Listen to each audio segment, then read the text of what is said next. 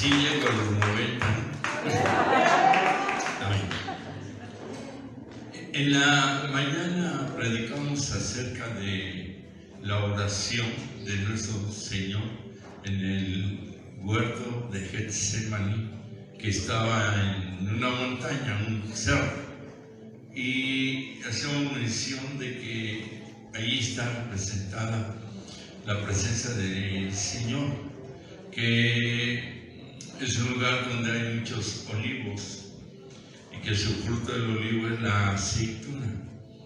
De la aceituna se exprime y sale el aceite que se usa para la luz de los candelabros o candelero, y que debe estar encendida día y noche en el templo. El templo fue destruido, ahora solo está el muro llamado de los lamentos, y es donde se va a orar. Del otro lado es lo que era la construcción del templo. Usted ha visto películas, noticieros que inclusive están ahí, pueblo hebreo, turistas, y siempre están así. Dios nos dio la bendición estando en Israel, y todos llevan peticiones y los meten ahí en los huequitos que hay entre ladrillo y ladrillo, y ahí dejan su petición. Para ellos el templo, más que templo, aún en las traducciones siempre aparece así, es casa de Dios. Isaías dice, casa de Dios, puerta del cielo, hablando del templo. Y es impactante la fe con que van y cómo están ahí en una reverencia muy bonita. El pueblo hebreo judío, si ustedes han visto, siempre están así, porque siempre que mencionan el nombre del Eterno o un atributo de ellos, de él, ya sea Shaddai, Todopoderoso, Jireh, Proveedor, Olam, Eterno, hacen una reverencia. Y sus rezos, la palabra rezos tiene un origen hebreo. Rezar es leer los salmos, leer la palabra. La Iglesia Católica lo tomó como rezo a los santos de ellos, nada que ver con el origen de la palabra hebrea rezo. Entonces, cuando rezan la palabra y encuentran una alabanza, adoración, atributo o algo, hacen la reverencia. Son las primeras cervicales de arriba hacia abajo, las que hacen que el cuello se mueva.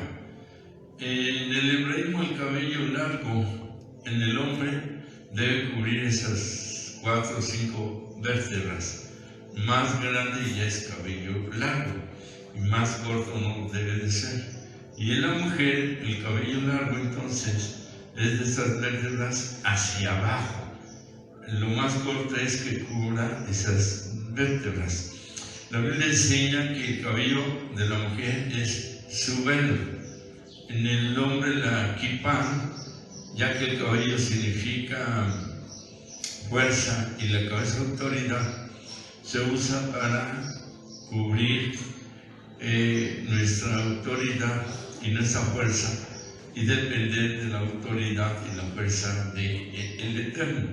Y la mujer usa el velo, y hay que tener el cabello largo de todas formas, su sabelo, en señal de que está bajo sumisión y sujeción de Dios y de su esposo.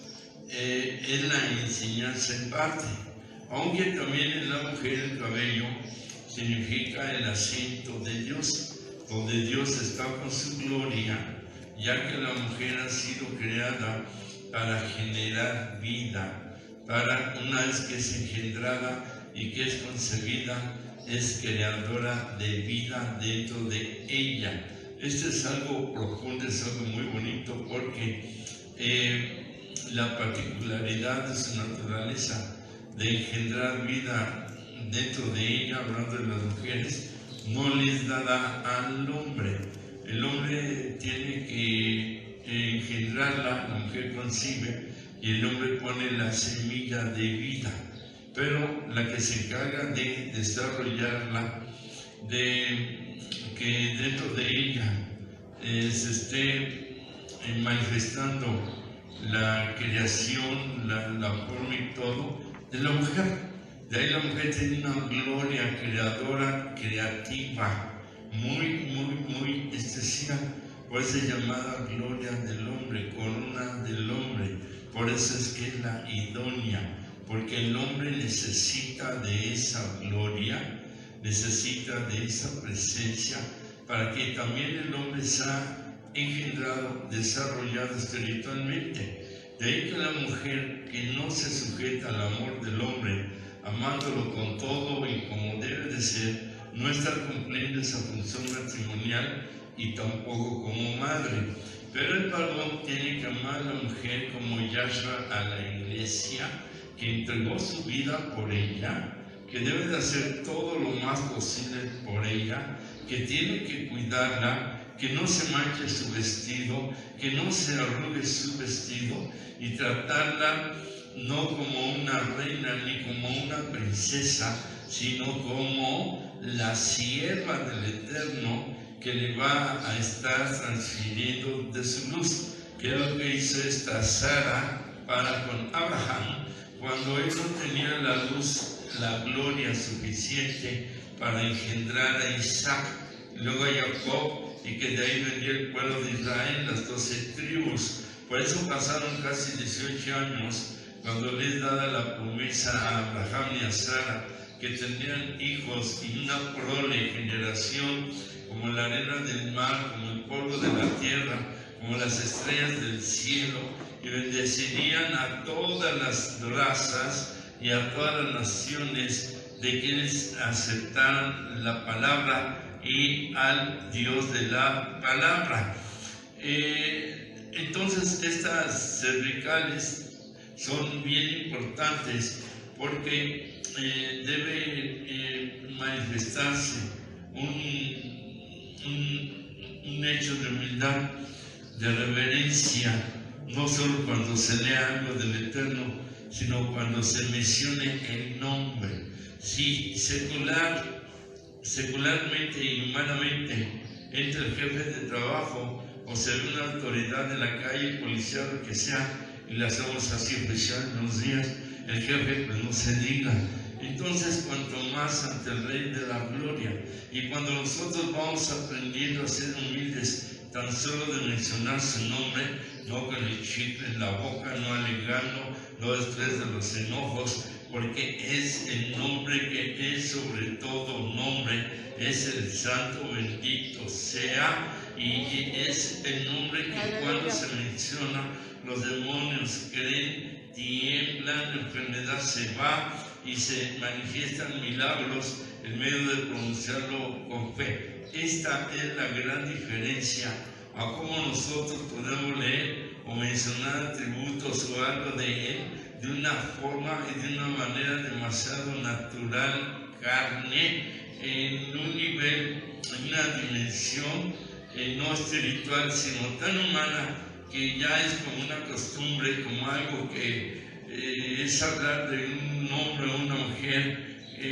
como si fuera cualquier cosa, cualquier persona, y no, él es el que es, que era, que es, que será, el que existe, el que vive, seguirá siendo. Amén. En él está toda la eternidad, los espacios, los tiempos, los movimientos, con o sin medidas de tiempos. Él es existente en sí mismo, y él tiene en sí, en su deidad, en su esencia divina, su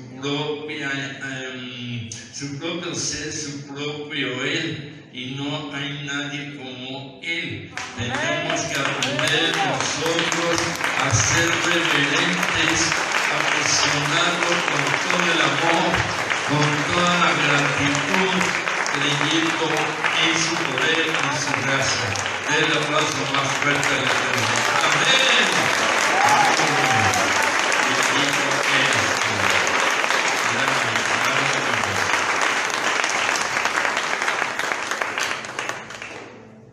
Bueno, el mensaje no va por aquí, pero y cuando Dios nos da la bendición hermosísima de entrar al aposento donde fue el derramamiento del Espíritu Santo, muy difícil aguantar ahí. Luego cuando fuimos a su tumba y ver el espacio donde estuvo su cuerpo, también muy difícil, no para mí, para cualquier creyente, obvio, por lo especial que se siente estar en ese lugar.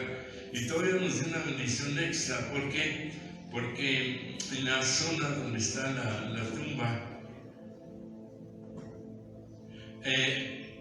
uno caminando hacia el monte y está el lugar, obvio que ya hay una reja y no se puede llegar al lugar de la crucifixión, pero en la bendición de unos, no sé, 200 metros tal vez, no lejos está la reja, está muy cerca la crucifixión, y va bajando, entonces va uno caminando hasta llegar a la tumba en donde el Señor fue enterrado.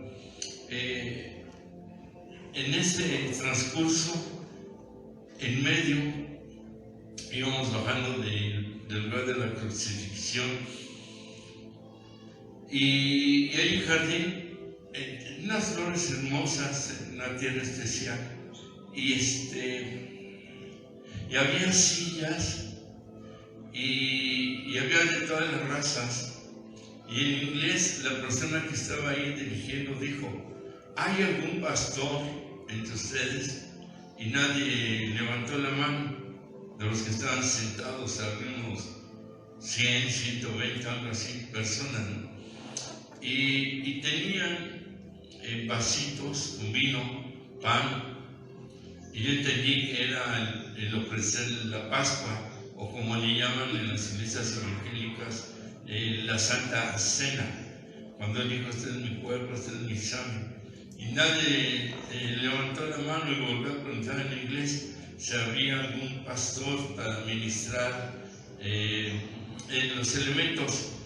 Y como nadie levantó la mano, ya no había lugar para mí para sentarme.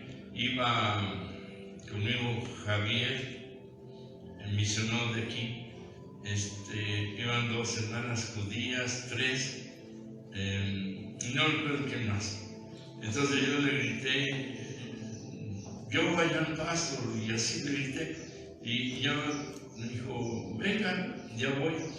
Entonces ya me explicó, y Dios nos dio la bendición, la hermosísima bendición, entre la tumba y el lugar de la crucifixión, de ministrar parte de la Pascua. Son bendiciones que se guardan en el corazón. Amén. Que pocas veces para tener un siervo, porque son la bendición de ser llamado, y que usted es un llamado también, de alguna forma son muchas, pero hay algunas que son especiales, y el poder ministrar no solo en ese lugar, sino una diversidad de personas de diferentes razas, también fue algo muy bello y muy bonito. Yo no sé por qué estoy diciendo esto, porque no me va por aquí.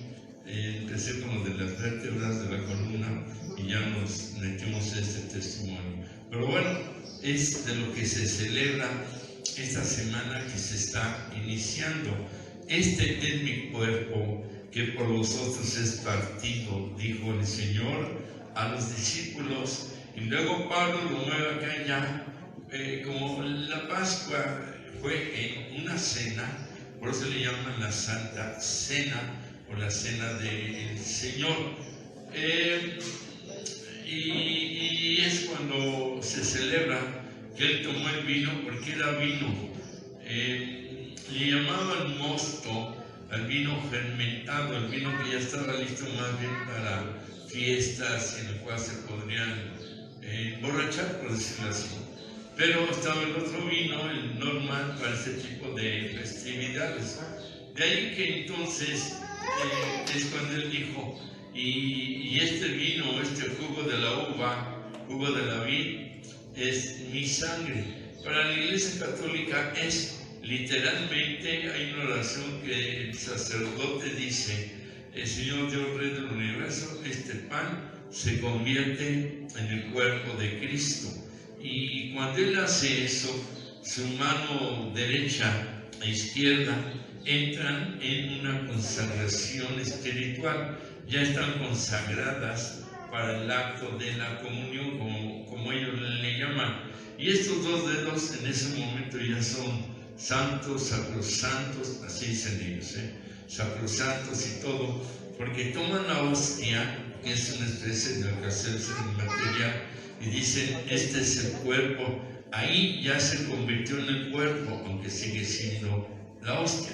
Aquí el vino sigue siendo vino, aunque para ellos literalmente ya no es vino, para ellos es la sangre, sigue siendo vino, pero para ellos es la sangre, lo que llaman el acto de la transustantación. Para nosotros representa el cuerpo y representa la sangre. Escrito está que el Señor murió una sola vez derramó su sangre, una sola vez entregó su cuerpo, es suficiente. Amén. Y no puede ser literalmente, y viene a ser como un tipo de acto de magia que no se realiza, porque sigue siendo vino y sigue siendo la hostia. Esto no estoy criticando, estoy compartiendo lo que ellos creen y lo que nosotros creemos.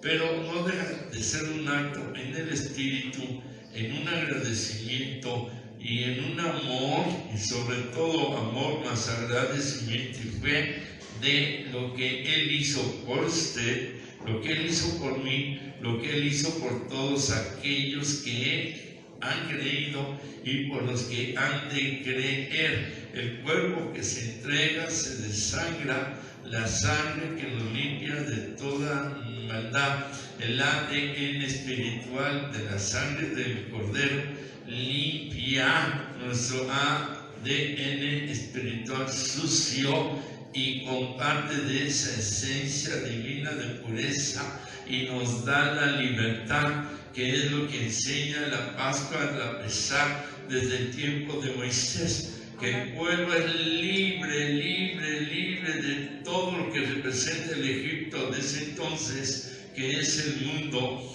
de todos los dioses, ídolos que había en ese entonces, bueno, que todavía puede haber, y de estar esclavizados, atados a un mundo que no les permitía la libertad de alabar, de adorar, de vivir y tener su propia tierra, su propio pueblo en la libertad que solamente da Yeshua HaMashiach. Ahora, cuando se cruza el mar, entendemos que nosotros lo hemos cruzado. Dice 1 Corintios 10 que todo el pueblo hebreo estuvo bajo la nube y que fueron bautizados por la nube y por el mar.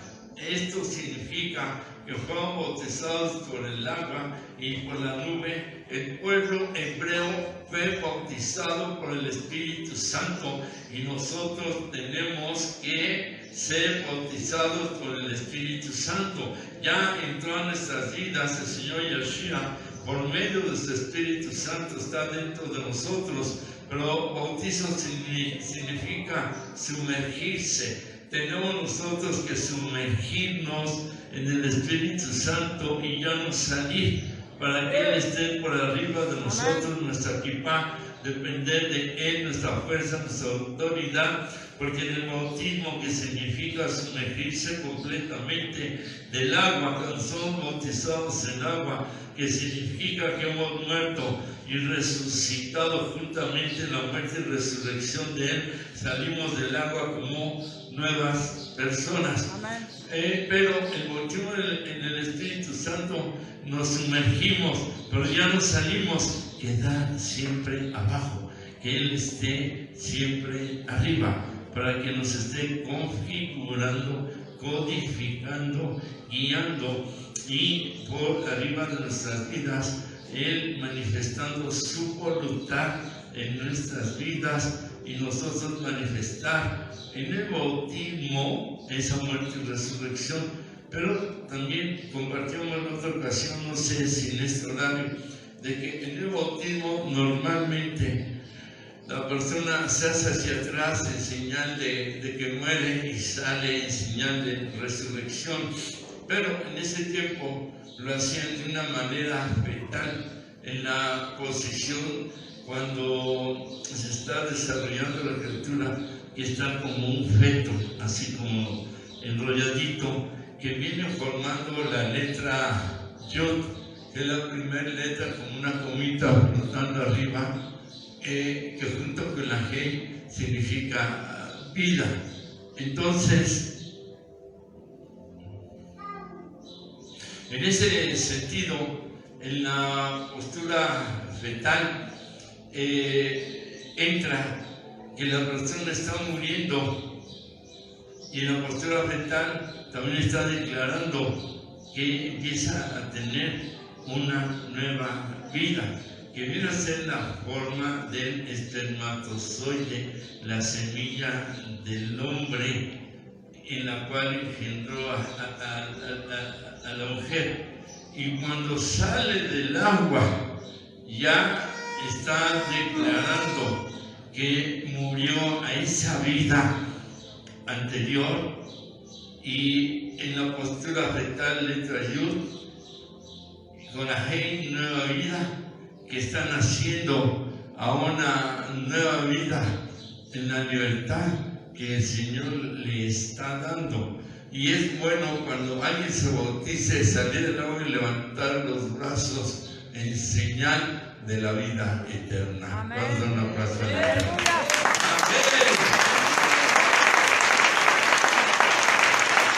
Aleluya.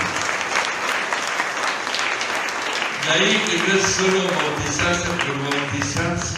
El bautizo por aspersión o salpicón, como le llaman, nada tiene que ver con la Biblia, en absoluto. Desde el significado de la palabra, que es sumergirse y no salpicar. ¿Por qué lo hacen? La Iglesia Católica cambia todo y lo mueve a su manera y transgiversa todo lo de la Biblia, ¿no? Bueno, no todo, pero el 99%. De ahí que, pero nosotros, cuando empezamos a tener este tipo de enseñanza, no es lo mismo me bauticé y ya. No, es un acto hermosísimo. Cuando empezamos a tener este tipo de enseñanza, no es lo mismo me bauticé y ya. No, es un acto hermosísimo que en lo espiritual nos edifica, nos llena. A mí me han dicho, pastor, ¿cuándo va a haber bautizos? Le digo, ya que se calme esto, ahí está el bautisterio, pero no estancada no está nítido. Estábamos yendo esos de un río por acá, por donde está el volcán Ajusco, ¿no? Pero no hemos logrado todavía. Ahí está aguas corriendo, además es bíblico en río y todo. Dice, ¿me puedo volver a bautizar? Le digo, pues, claro que puedes volver a bautizarte, pero antes tienes que recibir verdaderamente al Señor en tu corazón. Porque no se trata de volverte a bautizar. Si tienes duda de la salvación, es que no eres salvo. Porque el que no tiene dudas, no tiene dudas. Y no tiene por qué volverse a bautizar. Pero el que sí, y por algo no cambió lo que debería cambiar, no lo de la perfección absoluta y total, no. Pero por algo, en un momento dado, y más en lo bíblico, y más en la enseñanza más adecuada, claro que puede volver a bautizarse, porque tenemos un Dios de restauración, un Dios de misericordia, un Dios de gracia, y un Dios que lo que Él quiere en Yahshua su Hijo, que todos seamos salvos y todos seamos parte de su muerte y de su resurrección. Amén. Está atento por ahí, primero Dios, ¿verdad? Ahora, entrando ya al mensaje, lo vamos a hacer cortito. como de 2 horas. Es impactante que cuando nuestro Señor Yeshua, según la Escritura, llega a Jerusalén la primera vez, cuando él tenía 12 años, era la celebración de la fiesta de la Pascua, lo que llama la Iglesia Católica Semana Santa. Pascua del hebreo Pesach significa pasar por alto. Las puertas se untaron de la sangre de los corderos sacrificados, y cuando pasa el ángel de la muerte, les quitaba la vida a los primeros hijos nacidos, primogénitos, y aún de animalitos, como la última plaga, porque Faraón no quería dejar salir al pueblo de Egipto. Pero donde estaba la sangre en las puertas, ahí el ángel ya no entraba ni mataba a ningún primogénito. La señal era la sangre. Había una justicia de Dios para su pueblo, de que ellos no serían tocados, lo que es la muerte espiritual, o que significa que el alma estaría en condenación, y cuando muere la persona se va a esa muerte espiritual eterna, al lugar que él merezca. Entonces, la sangre es la que da la vida, la que es la justicia de Dios, es la justificación, es pasar por alto, es no tomar en cuenta los pecados. Ya hay algo que justifica la muerte y resurrección del Señor, y la muerte no toca al pueblo del Eterno. Esto era en Egipto, esto es en nuestras vidas, que la sangre del Cordero nos justifica. El justificador es Él, y los pecados, llámele de muerte, de condenación, no son tomados en cuenta, ya son borrados, ya son quitados, ya son olvidados. Amén. Y esto se celebra de ahí en adelante como la Pascua de la libertad, cuando el pueblo de Israel sale y toca la tierra nueva, sale del mar. Lo primero que ve es una luna llena. Los meses todos tienen una luna llena, completa, y de ahí nace un agradecimiento al Eterno, y la luna viene a representar la libertad del pueblo.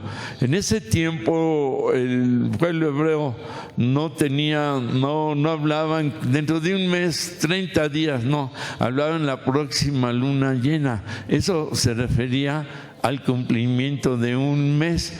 La luna llena representa vida en su naturaleza.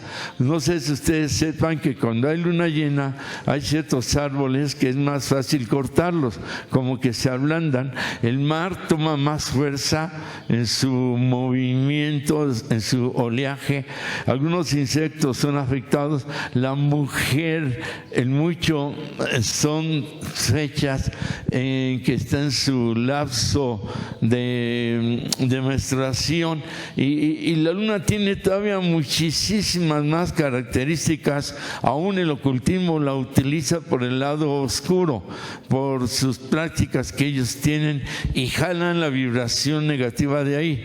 Pero la luna representa vida, luz, gloria del Eterno para la humanidad, representa libertad.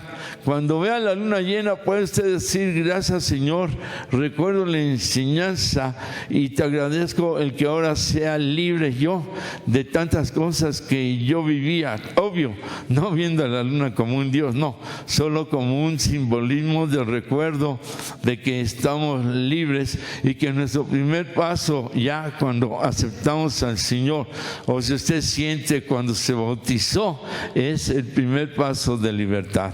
Amén. Y mantenerla. La primera vez que nuestro Señor Yeshua pisa, por llamarlo con sus pies, Jerusalén. Está narrado aquí en Lucas, cuando es fiesta de la Pascua, de todas las fiestas del Señor que aquí se celebran, que se va a celebrar el próximo jueves. Se tiene que inscribir, traer los alimentos que se piden ahí, y que es la principal fiesta de todas las de la Biblia, hablando de la muerte y resurrección del Señor. Entonces, el Señor, cuando tiene 12 años, la Escritura enseña la mayoría de edad, de acuerdo a la enseñanza bíblica, es a los 12 y 13 años. Hoy a nivel mundial es a la edad de 18 años. Pero aquí queda establecido porque ya tenían una sabiduría, un conocimiento de Dios desde niños. Desde niños se les enseña, participan con la familia de todo lo que el pueblo judío o hebreo hace o realiza diario en los rezos, diario el Shabbat todos los viernes, y todas las fiestas las celebran y participan de todas las bendiciones. Por eso es que cuando crecen tienen más fortaleza espiritual y en general para evitar ciertos aspectos que pueden afectar sus vidas. En otras razas como nosotros mexicanos, aun cuando haya doctrina, aun cuando se vaya a las congregaciones y lo que sea, en casa no se tiene esas prácticas, ni se tiene esa vivencia de orar diario por los hijos, por la esposa, por los esposos, y crecemos como una manadita por aquí, por allá. La influencia al mundo y todo lo que llega a la vida de la persona desde niño le va dando una formación. Ya llegamos a la presencia del Señor con mañas, con tradiciones, con una formación, hablando espiritualmente, muy difícil de cambiar o de acceder a cambiar. Por eso hablábamos en la mañana que no es solo acercarse a Dios y pedir y oren por esto y órenme. No va por ahí.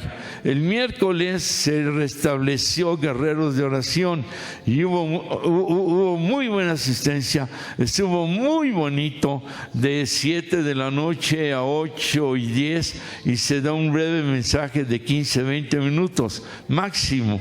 Con reloj en mano, 8:30, y ya habíamos terminado. Pero se les dijo, aquí es para que aprendan a orar, aprendan a hacer guerra espiritual, aprendan a defenderse, aprendamos a pedir, sobre todo a orar. Por eso son oraciones de guerra espiritual. Al terminar, yo no voy a orar por nadie, les dije, porque anteriormente todavía se hacía la fila y todavía pedían que por sanidad. ¿Pero por qué por sanidad? Ya se oró por sanidad, ya repetiste la oración, vas a anular tu fe y tu oración de hace un momento. Entonces, esto yo se los comparto porque nosotros tenemos que aprender a depender directamente de Dios, tenemos que aprender a orar. Muchas respuestas tal vez no se dan porque no sabemos orar, no queremos aprender a orar. Queremos que todos nos lo hagan, que todos nos lo den, que Dios ponga todo en nuestras manos, cuando Él está esperando que nosotros le busquemos y estemos en esa relación con Él. Esa es la ventaja del pueblo judío y de otras razas, que desde niños les enseñan a depender de Dios, a buscar de Dios, a que su prioridad sea Dios y después los hombres, y buscar primeramente su reino, y todas las cosas después vendrán por añadidura. Pero nosotros estamos acostumbrados a buscar primero las añadiduras, y de Dios quién sabe. Pues ahí de vez en cuando me estoy ahogando, cuando estoy enfermo, cuando la prueba está bien difícil, cuando ya no sé qué hacer, cuando estoy desesperado, cuando ya no puedo con los propios errores que he provocado, cuando ya no puedo con las propias consecuencias que he generado, y por ahí está todo eso. Pero el Señor enseña a depender de Él. Él a esa edad está cumpliendo su bar mitzvah, significa hija del pacto o hijo del pacto, lo que Roma transforma en los 15 años, que quién sabe dónde sacó esa costumbre de los 15 años, de una manera bien diferente, con prácticas bien diferentes y que nada tienen que ver con el llamado hijo o hija del pacto, conforme la palabra del Eterno. Ahora ya van 3, 4 clases que se han dado a jovencitos de 12 a 15 años aquí los sábados. Primero, 2 psicólogos cristianos les dieron 2 clases acerca de lo que son las emociones, sentimientos, todo eso. Después, una doctora también de aquí de la iglesia les habló de sexo abiertamente, y todavía hubo fueron 2 de los psicólogos, la doctora, y ya se les empezó a dar la doctrina, los 5 primeras lecciones para quien guste bautizarse de estos jovencitos, y ya viene después lo que es el bar mitzvah. El bar mitzvah hacen un pacto con Dios de entregarle su adolescencia y la primera parte de su juventud.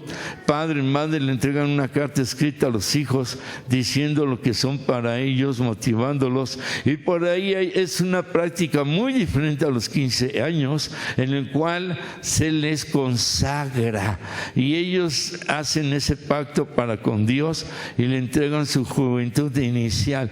Créame, hermano, que quien lo toma en serio y no están jugando y lo hacen conforme la palabra, tienen asegurada su juventud, su madurez y su vida en la presencia del Señor. Amén. Esto lo comento porque nada impide que nosotros, a la edad que tengamos, nos consagremos y nos entreguemos al Eterno y hagamos un pacto, como lo que significa bar mitzvah, hija del pacto, bar mitzvah, hijo del pacto.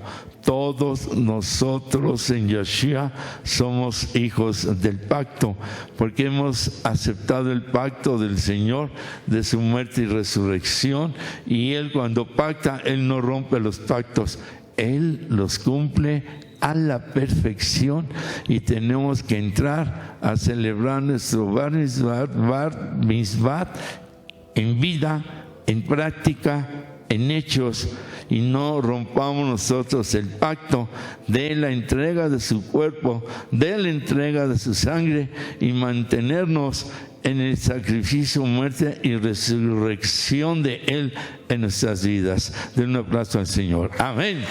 Aleluya.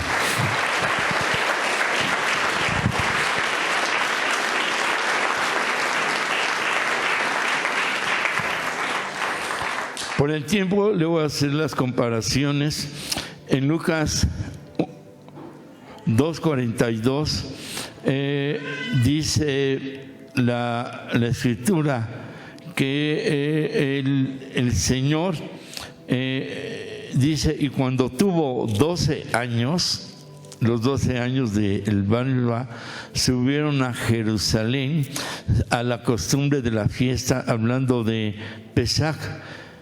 Después de este hecho, el Señor no vuelve a Jerusalén hasta los 33 años aproximadamente, lo cual fueron 21 años después que volvió a pisar Jerusalén. Aquí tenía 12 años y lo vuelve a pisar a la edad de 33 años de edad. Aquí hay códigos usando la gematría. Gematría es lo que se conoce como numerología en el mundo. Aquí la gematría son códigos revelados de acuerdo a los números para enseñarnos un sot, esto es un secreto que se revela. Cuando vemos 12 años y hacemos la suma de 1 más 2, significa 3. Cuando llega aquí a los 33 años, tenemos el número 3 dos veces, 33, aquí fue 1 más 2, 3, 12, y aquí son 2 veces 3. Esto habla que era la segunda vez que pisaba Jerusalén formando un número 3. Es un código porque aquí él entra al templo del Señor Yeshua y está celebrando su Bar Mitzvah como hijo del pacto, y aquí a los 33 años está celebrando muerte y resurrección como el hijo del pacto, también así llamado. Aquí a los 12 años está representando a las 12 tribus de Israel, que él viene a celebrar como hijo del pacto a un futuro la formación del pueblo de Israel de acuerdo a las 12 tribus. Y cuando nosotros vamos a Juan, en el capítulo número 12, en el versículo número 13, encontramos la referencia que habla en sí misma y por sí mismo de una manera clara y literal. Y dice: tomaron ramas de palmera y salieron adelante y clamaban: Hosana, bendito el que viene en el nombre del Señor, bendito el Rey de Israel. Cuando es la entrada triunfal. Entonces, aquí los 12 años representan las 12 tribus de Israel, y aquí cuando él está haciendo su entrada a Jerusalén, que es de lo que estamos hablando, están llamándole el Rey de Israel, el que formó al pueblo de Israel proféticamente desde Moisés, desde Abraham, desde Isaac, desde Jacob, para formar el número 12 y establecer el pueblo de Israel. Amén. En Lucas 2:41 se celebraba Pesaj, el sacrificio del Cordero. Y ahora, a los 33 años, también se está celebrando el sacrificio del Cordero, cuando el Cordero es el Señor. En Lucas 2:46 dice que se le perdió a José y a María por 3 días, dice la Escritura. Y aconteció que 3 días después le hallaron en el templo. Se les perdió 3 días, lo andaban buscando y lo encontraron en el templo, y estaba sentado en medio de los doctores de la ley, oyéndoles y preguntándoles, y todos los que le oían se maravillaban de su inteligencia y de sus respuestas. Aquí él está celebrando su Bar Mitzvah, ya que ahí el jovencito, una vez que se le prepara, tiene que responder qué o quién es Dios para él, y algunas 5 o 6 preguntas, que es el Shema, que es la oración arónica, y lo básico que el joven tiene que, o la señorita, tienen que aprender. De ahí entonces que está celebrando lo del hijo del pacto. A los 33 viene a cumplir lo que es el hijo del pacto. Aquí se pierde 3 días si lo encuentran, y aquí se pierde 3 días, resucita y es encontrado, ya apareciéndosele a los discípulos. Amén. No es coincidencia de 3, 12 años, 2 más 1, 3, 33 años, otra vez 2, 13, ya llevamos 5 veces 3. El hecho es que siguen los códigos y dice que lo hallaron en el templo. Cuando él dijo que el templo lo podía destruir y en 3 días lo reedificaba, entonces pensaron: ¿cómo va a tirar el templo? Pensaban en el templo material, cuando él estaba hablando de su cuerpo, él estaba hablando de su vida. Entonces se impactaban por las respuestas que él estaba dando. Y en Lucas versículo 47, capítulo 2, dice que se maravillaban de todo lo que él hablaba, y en él los hombres decían: qué palabras qué manera de enseñar del Señor Yeshua. Para algunos decían, bueno, tu palabra es dura, ¿quién la puede oír? ¿Quién la puede escuchar? Pero otros que sí entendían dijeron, ¿a dónde iremos? Porque ellos se retiraron y el Señor les dijo, ¿y ustedes también se van? Y Él les dijo, y ellos dijeron, no, ¿a dónde iremos si tú tienes palabra de vida eterna? Amén. Y el séptimo 3, que 7 es número perfecto en cumplimiento en cualquier suceso o número, es que a las 3 de la tarde Él es crucificado. Son códigos de revelación, se están del hebreo directo para entender, y hay más, pero bueno, es obvio que solo es así. Esto poquito para que tengamos nosotros como en lo espiritual Dios es perfecto, obvio, y como todo se va cumpliendo, se va realizando de una manera extraordinaria. Por eso hablábamos, se pierde 3 días, acá se pierde 3 días. Y en Lucas 2:49, cuando José y María lo encuentran, le dicen, ¿dónde has estado? Tu padre dice, he aquí, tu padre y yo te hemos buscado en angustia. Y entonces Él les dijo, ¿pero por qué me buscabais? ¿No sabías que en los negocios de mi padre me es necesario estar?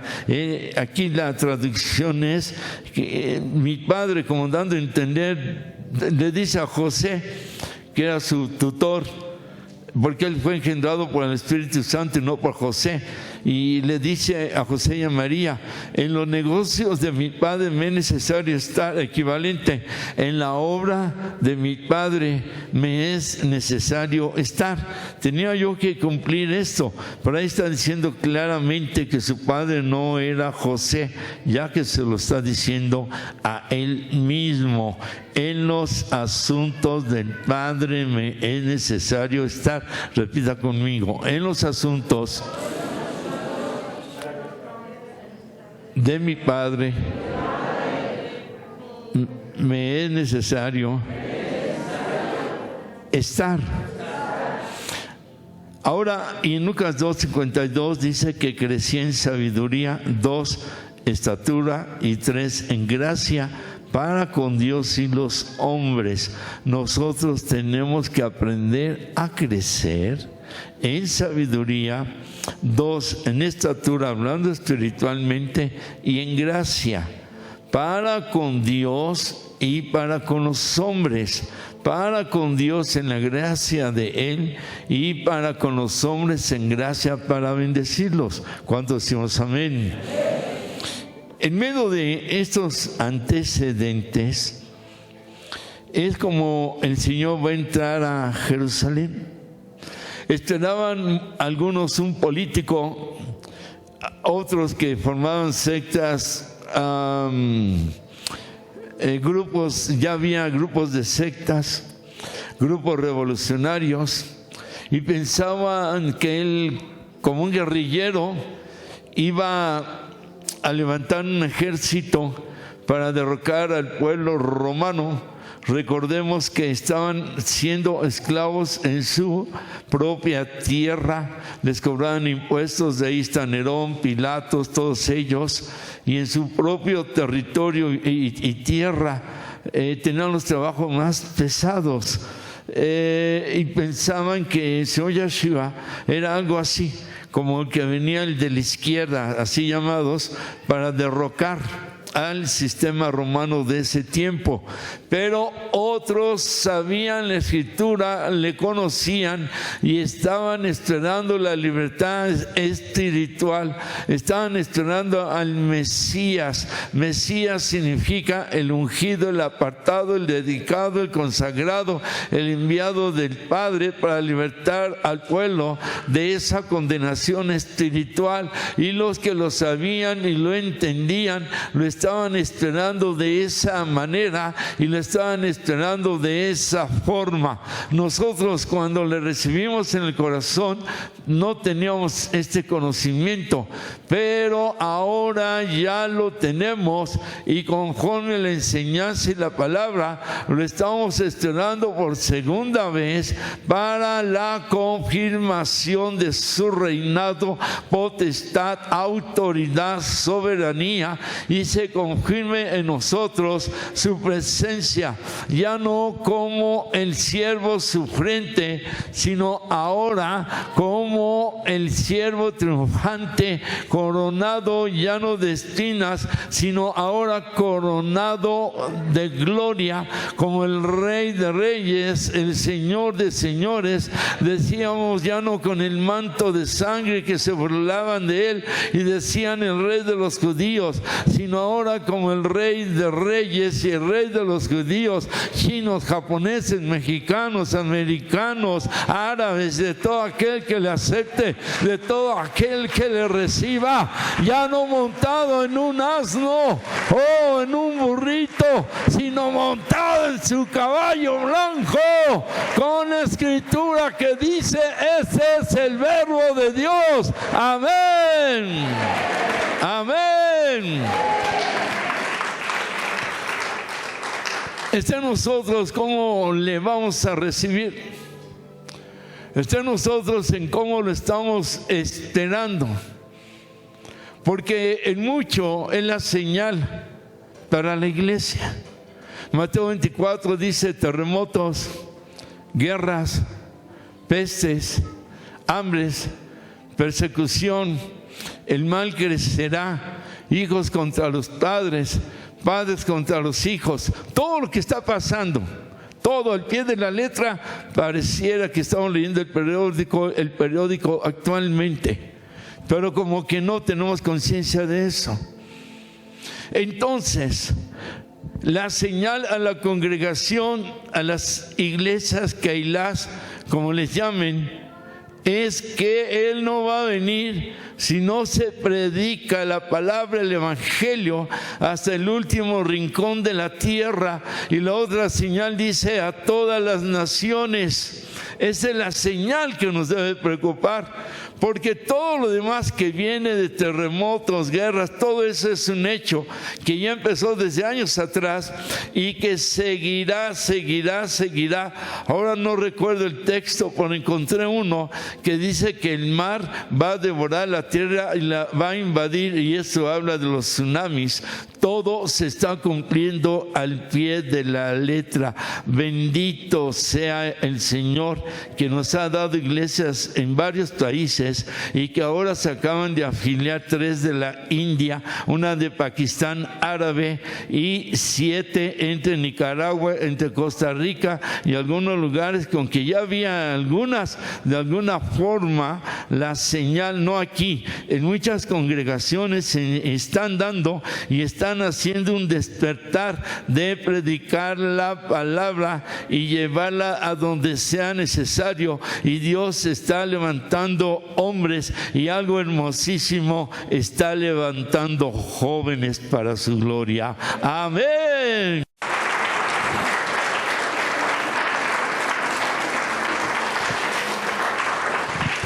Y resumiendo de una manera, ¿cómo logró el Señor entrar a Jerusalén? En la mañana compartimos que Él decía: pase por mí esta copa, pero no como yo quiero, sino como tú quieras. En su naturaleza humana, enfrentar lo que habría de venir. Y por ahí estuvimos compartiendo, y hay un texto al final que dice: si es posible que no pase esta copa, eso significa lo que yo tenga que vivir, pero que no sea tu voluntad, sino que sea tu voluntad. La preocupación que tenemos de ¿por qué no sano? ¿Por qué no recibo la bendición? La preocupación de que no tengo lo que quisiera. de que no se ha realizado ningún milagro en mi vida o a través de mi vida para con otros, de que no tengo el trabajo que quisiera tener, la prosperidad, qué sé yo, en la diversidad o en la totalidad de aspectos de nuestra vida o experiencias o testimonios que hemos vivido, pudiera ser que existiera una o varias frustraciones en nuestra fe, que aunque venimos, le buscamos y tratamos de estar lo mejor con Él, hay algo por ahí, hay un huequito que llenar. Hay algo que no nos alcanza a satisfacer del todo un poco. Hay algo por ahí, por chiquito que sea, que no alcanza a llenarnos. Pero si decimos las razones, tenemos que empezar tal vez y decir vida de santidad, obediencia, vida de fuerza de voluntad, hacer lo que tengo que hacer y no lo hago, vida de consagración, de fidelidad, y por ahí podríamos estar moviéndole, buscándole, escarbándole. Pero a mí lo que me impacta de esta narración, y todavía el Señor lo que iba a cumplir era enfrentar todo lo que vivió de golpes, puñetazos, puntapiés, latigazos, todo eso. Porque cuando es bendición, tal vez la persona podría decir, yo le entro, yo sé que voy a sufrir, pero voy a tener una grande bendición y voy a lograr eso que estábamos hablando. Esos por qué se van a responder y me van a ser contestados. Eso, ¿por qué esto? ¿Por qué no? ¿Por qué sí? ¿Por qué acá? ¿Por qué allá? ¿Por qué me llegó? ¿Por qué al otro no? Y el otro no es ni creyente y yo sí. Y todas esas cosas, inquietudes, dudas, lo que no se dio, lo que no se ha dado. A lo menos lo que yo entendí aquí es esta parte final que decíamos: no se haga ¿qué? Dígalo fuerte. Sino que, dígalo fuerte, sin miedo. Sino la tuya. Cuesta mucho trabajo hacer la voluntad de Dios, porque tenemos que romper nuestro disco duro, como dicen por ahí, porque tenemos que salir, otros dicen los esotéricos, de la Matrix. Hay algo superior, a lo cual ya estamos configurados, codificados, conformados, moldeados desde niños. Educación, es mucho la mamitis, papitis y todo eso de titis, dan forma a la vida de la persona. Entonces se tiene que romper con eso, y no digamos si es algo que sufrió en su vida pasada y están con unas lamentaciones, y aunque no lo expresen, lo manifiestan en la manera en que viven. Hay algo que no está viviendo de una manera normal, es que hay algo, es definitivo. Todos tenemos algo de anormales, pero bueno, de vez en cuando se nos dispara por aquí, por allá. Pero alguien que está metido o metida en algo que no encaja, por más que se le dé la vuelta, así soy feliz y así me quedo, no es cierto. La naturaleza con que Dios creó al hombre y a la mujer dice no es cierto. Dios creó a su imagen y semejanza a alguien que tiene que ser feliz, gozoso, alegre en medio de la prueba que sea, y como sea, y viva, y como viva, y como se encuentre, y aún en las decisiones erróneas erróneas o no, Él restaura, Él cambia, Él transforma, Él tiene el poder para hacerlo, para realizarlo. Y no podemos conformarnos a una vida mediocre donde está faltando llenar ese huequito, el tomar este puntito, el lograr a lo menos sentarte lo que más has deseado, porque tenemos el Dios de los increíbles, imposibles, de los milagros, que puede cambiar, transformar, mover, hacer, deshacer, crear, quitar, borrar y volver a nacer. Amén. Amén. Amén. No tenemos un Dios cualquiera que no pueda. Ya basta de lamentarse de religiosidades, imposiciones, de querer mandar a hacer todo y todo como yo digo y no recibo nada. No, mire. Punto número 1, solo lo voy a puntualizar por tiempo. Lucas 19, 30 al 35, cuando el Señor tenía que entrar a Jerusalén, no a buscar bendiciones, sino enfrentar lo que tenía que enfrentar. Dice así, les dice el Señor a los discípulos: vayan a la aldea de enfrente, y al entrar en ella van a encontrar un pollino atado, este es como un burrito, en el cual ningún hombre ha montado jamás. Desátenlo y tráiganlo. Y si alguien les pregunta por qué lo desatan, ustedes le responderán así: porque el Señor lo necesita. Y sigue hablando la Escritura y dice: fueron, hallaron al pollino, al animalito, y les preguntaron eso. Y ellos dijeron: lo traemos. Y lo trajeron al Señor Yeshua.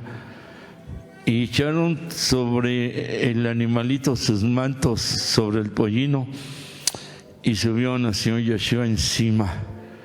El pollino, que es un burrito joven, significa lo rudo, el trabajo pesado, significa esclavitud, significa es un animal impuro, no se debe ni se puede comer. Y el profeta dice que el Mesías montará el pollino, entrará en un burrito. Cuando se nos permitió hablar con algunos rabinos judíos, rabinos, con uno de ellos fueron casi 4 horas. Imagínense lo que un rabino sabe de Biblia allí en Tecamachalco. Y fue parte de esto, Isaías 53 de la plática. Por ni él pudo conmigo, ni yo con él, porque es obvio las posturas.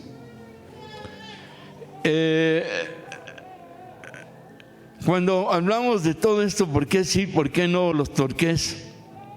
El punto clave que yo encontré aquí en esta escritura, repita conmigo: hágase tu voluntad y no la mía. Cuando nosotros cedemos nuestros derechos al Padre, el Padre los toma y el Padre los va a ejercer, y vamos a hacer lo que Él quiere, lo que Él dice, como Él dice, a la hora que quiere, con quien quiere, en el momento, en el lugar, en la hora, a su parecer, con sufrimiento, con bendición, con fortaleza, con debilidad, con enfermedad, con sanidad, con todo lo que se tenga que presentar. Hágase tu voluntad. ¿Cuántos decimos amén? Y es lo que encontramos en la Escritura. Moisés dijo, Abraham, le dijeron: salte, llévate a tu familia, no sabes a dónde vas. Abraham no sabía a dónde iba, pero obedeció, no porque fuera muy obediente, porque fuera muy fiel, porque fuera muy consagrado, porque desde niño veía la idolatría y cómo su papá era idólatra según los comentarios. No, fue porque escuchó la voz de Dios. Fue todo. Y salió y logró ser padre de generaciones. Amén. Pero hay algo para poder hacer la voluntad de Dios y cumplirla. una vida de humildad. El Señor podía haber dicho: consígame un caballo, el mejor, el más bonito, un camello, un elefante, un medio de transporte de ese tiempo. Pero dijo: vayan por un pollino. Era la primera vez que se le montaba, que iba a ser montado el animalito. Escogí un animalito humilde. Valga la expresión de la palabra, y discúlpeme si estoy utilizándola mal. Dejemos que el Señor nos monte. Parece necesario romper el orgullo, la vanidad, la presunción. El que nos digan algo, tranquilo. Yo como pastor lo he vivido mucho. Hermano esto, hermano esto, y se enojan. Y luego dicen: el pastor no me dijo nada. Y les dice uno: y ojo, cuando hablamos con pastores o líderes, yo se los he dicho: si usted es una persona sentida, no sirve para servir a Dios. ¿Se va a sentir de todo lo que le dicen? El Señor quiere que tengamos piel de rinoceronte. Si se va a quejar por servir a Dios, tampoco va a servir ni ser líder, ni tener ministerio, ni menos llamamiento. Sí, porque van a hablar, lo van a criticar, señalar o condenar, o va a estar poniendo en dudas esto, no sirve para servir. No. Uno tiene que saber recibir de todo, aguantarlo, resistirlo, amar a la gente, amar aún al enemigo, dice la Biblia, y todavía bendecirlos. Desgraciadamente, la gente es muy aprovechada y hay veces que en la nobleza abusan, pero no va por ahí, va en cuanto hay que ser amorosos, pero también hay que ejercer la autoridad, y para eso se necesita una vida de humildad cuando debe de ser, y la vida de autoridad cuando debe de ser. Pero básicamente la humildad da unos resultados como le dio al Señor Yeshua. Prefiero al burrito, al que puedo montar, al que es humilde, al que no se va, perdón la expresión, a rajar, al que no va a dejar botado todo, el que no va a traicionar, el que en un momento dado va a seguir el trabajo rudo, el trabajo pesado, el inquebrantable. Eso es una vida de humildad. Lo que me diga, como me diga, cuando Moisés le dijo a José en la batalla contra Amalek: Josué, tú estás abajo, vas a dirigir la guerra del ejército, Aarón y Hur van a estar conmigo en la montaña arriba, y cuando me canse me van a levantar los brazos, me van a poner una piedra y me voy a sentar en ella. Y José no le dijo: pues Aarón y Hur bien conchudos, ¿verdad? Solo te van a levantar los brazos y yo aquí en los cocolazos. ¿Qué tal si me entierran una espada, me hacen una herida o me matan? No, bájalos a ellos. No. Yo sé, Moisés, que trae la voluntad de Dios, y yo me quedo abajo y guerreo, y si muero, que muera. Y Moisés y Hur dijeron: te vamos a levantar los brazos. Pero en el contexto bíblico habla de los demonios que atacaban a Moisés, y que ellos estaban levantando los brazos espiritualmente, y estaban en una guerra espiritual, y José estaba en una guerra física. Pero nadie dijo no, y le entraron con todo. Elías contra 450 sacerdotes satánicos no dijo no. ¡Oh, Señor, manda tu fuego! Y hasta se burlaba y decía: sus dioses no mandaron fuego, de seguro están dormidos, de seguro están de paseo. Y fue hasta sarcástico. ¿Qué tal si el Señor no hubiera mandado el fuego?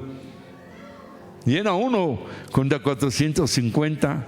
Y él creyó que los podía derrotar. Y Moisés creyó que el mar se podía abrir en dos. ¿Usted qué es lo que cree? ¿Usted qué es lo que sienta? Hermano, hermana, usted puede abrir el mar. Puede vencer a los 450 sacerdotes satánicos. Y puede decir: yo voy, Señor, porque tú dices que yo vaya. Pero hay que montar el pollino. Hay que entrar a una vida de verdadera humildad y que Él haga lo que quiere en nuestras vidas, y lo que Él va a hacer es vivir en la bendición de su resurrección. Amén. Amén. A su nombre. A su nombre.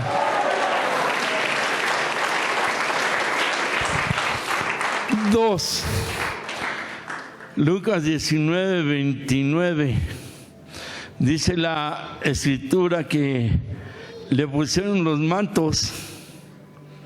Llega al monte y, perdón, en el versículo 35, y que ponen los mantos sobre el animalito, y que cuando el Señor iba caminando, los mantos los ponían en el camino. Los mantos significa la presencia del Señor, que venía con la cobertura, con la autoridad. Eso es lo que significa un manto. El que tiene el manto de la autoridad, el que tiene el manto del respaldo, de la cobertura. Amén. Yo acabo de aceptar estar en Querétaro en un congreso. Y acepté. La epidemia duró, ha estado durando 2 años y fracción. Y le dije, para mayo, pastor. Me dijo, aunque sea un día. Y finalmente le di 2 días. Finalmente le di 3 días. Pero me programó en la mañana y en la tarde, en la mañana y en la tarde. Y yo dentro de mí dije, oye, ya mañana, pero Dios cumplo 72 años, ¿no? Y ya no es la misma fuerza de antes. Y son puros de guerra, de liberación. Y le digo, vamos. Y casi lloraba el siervo. Se pasó orando tras de ti hace 6 años. Te he estado hablando. La iglesia no tienes idea cómo te espera. Yo, el que casi lloraba era yo, que decía, ¿quién soy yo para eso? ¿Cuál es tu cuota? Pues bastante carita, man. Una tortita de milanesa, le quitas el migajón, muchos frijolitos, aguacatito, jitomatito, y chile de árbol, para que sepa. Dice, no, pastor, no estoy bromeando. No, pues es que yo no cobro. ¿Dónde dormir? Obvio, yo voy con la esposa. Y despreocúpate de dinero. Despreocúpate de que esto, no quiero hotel 5 estrellas. No, tampoco. Lo que quieres que oren, que ya empiecen a orar. Porque si no hay oración de tu pueblo, yo no puedo hacer lo que pudiera hacer, porque todo lo hace Dios. Y cuando Dios ve un pueblo con un manto de oración, ese manto cae sobre los que oran y empezamos a poder hacer la voluntad de Dios. Tenemos que buscar la presencia, el manto del respaldo, el manto del amor, el manto de la cobertura, el manto del testimonio, el manto de la declaración. Yo no, usted no podemos hacer absolutamente nada si no lo hace Él, y nos toma como embudo solo para transferir lo que Él quiere transferir, o nos toma solo como una vasija que va a llenar para que otros llenen y la tomen. Y si no tenemos ese sentir, entonces su gloria no se mueve y no vamos a hacer su voluntad. Pero antes, el primer paso es esa humildad, esa manera de ver las cosas a la manera de Él y no a nuestra manera o a nuestra forma. Y luego sigue el manto, y pusieron el manto sobre el pollino para ser montado. Decía yo, en una paradoja, o como se diga, que dejemos que nos monte, pero con la vida de humildad y en el sentir y el creer que vamos a servir al que tiene el manto de gloria, de la resurrección y de la vida eterna. Amén. De un aplauso al Eterno. Aleluya.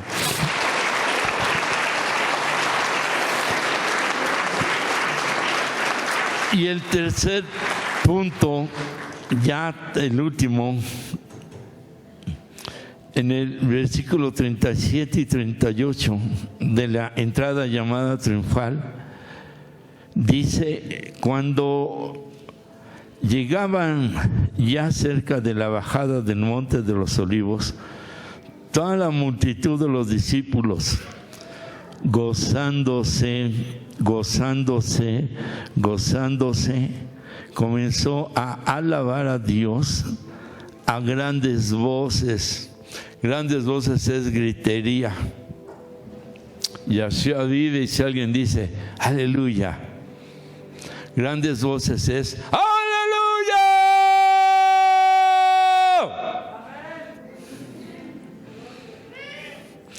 4 dijeron amén.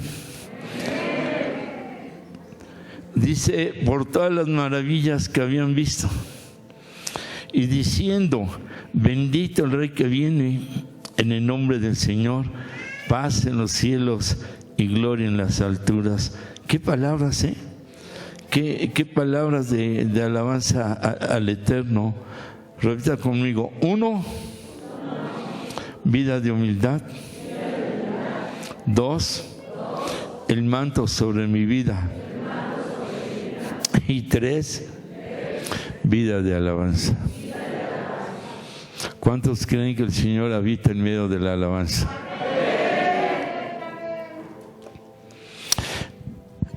El monte de los olivos, la aceituna para extraer el aceite, son como 2 trenzas en ese tiempo de acero o de madera, y se ponía el fruto y se iban cerrando en un sistema X que tenían, y todo la aceituna ahí hecho bolas. ¿Alguien ha visto cómo hacen el vino? A lo menos yo lo vi de Europa, y son unas como tinajas gigantes, en lo rústico, en lo normal, no en lo adelantado de la ciencia, que la aplastan con maquinaria, no. Y se meten descalzos, hombres, mujeres, todo como una celebración hermosa, y descalzos, y hay música, y empiezan a bailar, y están apachurrando las uvas, y está soltando su jugo. Es la manera en que sacan el jugo de la uva, no con licuadoras, no con extractores, no con maquinaria grande. Hay una película muy bonita mexicana, Pasó sobre las nubes, de Anthony Quinn, y ahí sale algo así. Entonces es la manera en que exprimían las uvas, es la manera pisando, y la manera en que el Señor fue exprimido de su sangre, pisándolo. Y el aceite, las trenzas, ponían el montón de aceitunas y se iban cerrando, iban apachurrando, presionando, oprimiendo el fruto del olivo, las aceitunas, y por abajo escurriendo todo el aceite. Fue la manera en que el Señor entregó su Espíritu Santo. Primero tenía que ser puesto en las prensas por cada uno de nosotros. Amén. Y en enseñanza, ya en la aplicación profunda, las uvas que estaban siendo trituradas gritaban: ¡Gloria! Porque puedo ser pisadas y está saliendo bendición de mi vida. Y las aceitunas gritaban igual: ¡Gloria al Padre! Porque puedo ser aplastada y está saliendo bendición de mi vida. Y cuando el Señor dice: consumado es, recibe mi espíritu, se está uniendo la uva y la aceituna, la sangre y el espíritu. Y los ángeles cantaban: gloria a Dios en las alturas, porque se unió el derramamiento de la sangre y del aceite del Espíritu Santo por ti, por ti, por ti, por ti y por mí. Aleluya.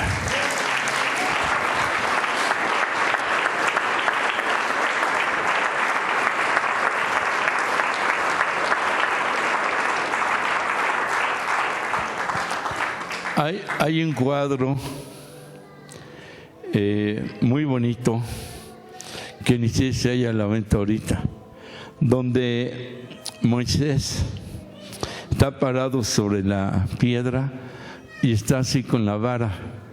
El mar se está abriendo y hasta el fondo se ve la Torah, la palabra. Está hablando de la Pascua, que se va a abrir el mar para que el pueblo la cruce, y que la Pascua representa muerte, resurrección del Señor Yeshua, ya en su tiempo, en nuestro tiempo y por siempre, y que significa la libertad del pueblo. Pero al fondo está la Torah abierta, la palabra. ¿Qué significa?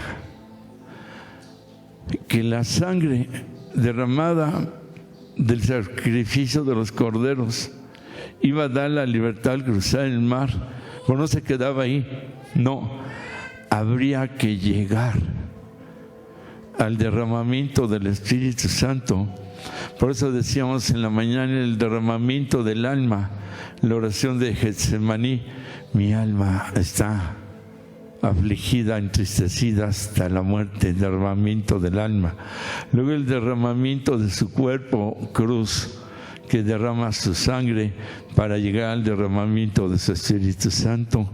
Y el derramamiento del alma, de su cuerpo y de su espíritu, nos llevaría a Shavuot, Pentecostés, la entrega de la palabra.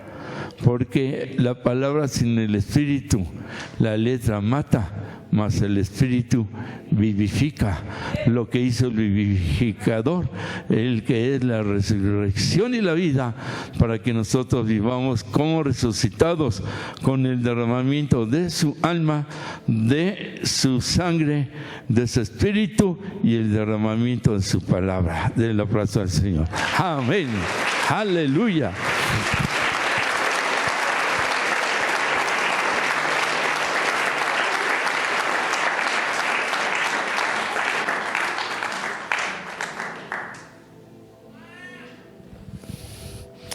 Bueno,